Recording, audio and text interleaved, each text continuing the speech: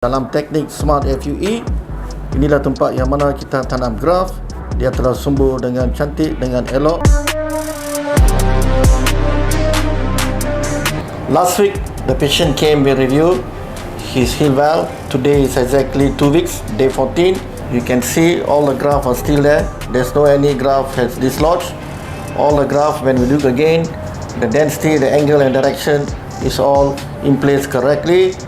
So this is the frontal temple angle, this is the forelock, this is the frontal temple angle, this is the hairline, and this is the irregularities.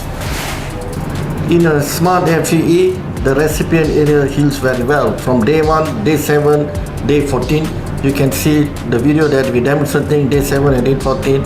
He already achieved the density angle direction that is very good. Now from now onwards, the result will be better. Hair will start to grow. After 9 months to a year, he will have a very natural hair result. How is the procedure of Smart FUE? That's very good. Thank you, Glojas.